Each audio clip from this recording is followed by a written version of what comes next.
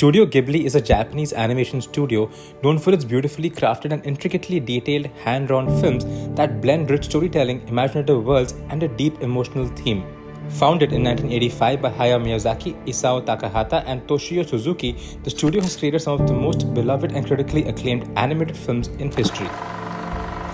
The issue arose when OpenAI launched a feature allowing people to create Ghibli versions of images, which they called Ghiblification.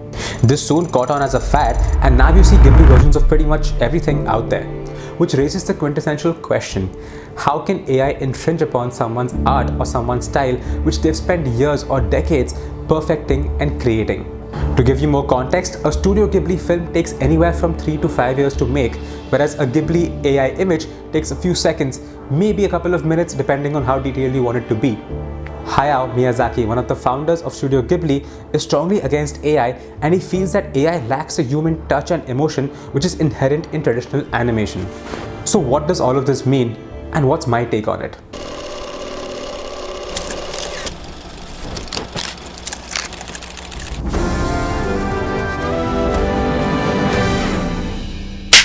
Well, for starters, I feel all credits and kudos to Studio Ghibli for creating something iconic over the last few decades. Their animation style is truly unique. They've created a niche for themselves, and you can look at a frame from a movie and tell if it's a Studio Ghibli film.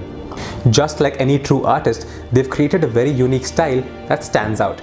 Now, when it comes to using Ghibli filters or Ghiblification, I feel a lot of it depends on how the creators want their work to be used. The way I see it, there's two categories: the non-commercial and the commercial.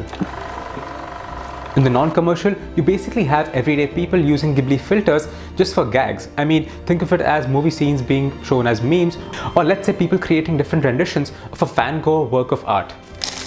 The real problem comes though when through AI, people begin to commercialize Ghibli art. Think of a brand using Ghibli animation to promote its product, something it makes money from without the permission of Studio Ghibli. Or think of a movie that is made using Ghibli animation and now it calls it a work of its own. Clearly problematic. To make this easier to understand, think of Studio Ghibli as a song. If you were to use a song for commercial purposes, you would pay the original creator, right? And if you don't and you make money from it, then that is illegal. All of this brings me to my next point. For once, let's take AI out of the picture.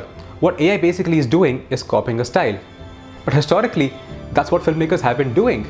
There are a number of movies out there which are copies or rip-offs of original content or original movies out there.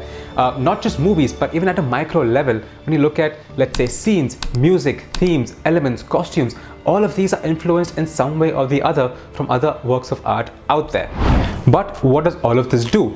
A copied film will always be seen as a copy, a cheap rip-off, whereas the original will only gain more and more stature when it is copied. Does this make copying right? Not at all. So, using the same logic, if someone were to make a Ghibli animated rip-off film, it would always be seen as the cheap rip-off, and Studio Ghibli's position and stature would only increase. Does this make all of this right? Absolutely not. But the question here is how AI is being portrayed as the villain or the bad guy. And is that right? I feel absolutely not. AI is out there for you to create whatever animation, whatever video you want. It's the filmmaker's choice or the creator's choice to decide what they want to do with the AI tools out there. You could either create cheap rip-offs of what's already out there or create a unique style of your own using AI. Also, let's not forget that a Studio Ghibli film takes about 5 years to make and costs about $50 million. So for someone to break into that animation field and get that level of experience is very, very difficult. Whereas with AI, any creator, any budding filmmaker out there can use AI tools to hone their craft. And all of this at a fraction of the price.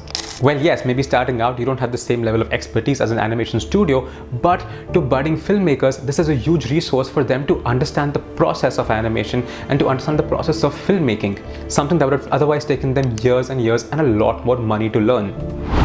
It's the same logic as back in the day. If you wanted to learn filmmaking, you would have had to have access to a really good camera and equipment and all of that. But in today's day and age, with phones out there, the game has completely changed. AI, in other words, is just opening the world out there for filmmakers. There are already some amazing AI animated films which are out there, and it's only a matter of time before a creator ends up creating a niche for himself or herself in the space of animation in AI. And in the long run, if an AI creator has spent years and years mastering the craft of AI animation to create an animation style so unique and so fresh, he or she is no less than an artist and should be viewed no differently than any other artist out there that uses traditional means to get to the same end. So well guys, those are my 2 cents on this topic. Thoughts, questions, disagreements? Well, drop them all in a comment. If you like this video, then please go ahead and like and share it as well. And hey, do not forget to subscribe to my channel for more interesting content. Thanks a lot for stopping by, and I'll see you very soon. Cheers.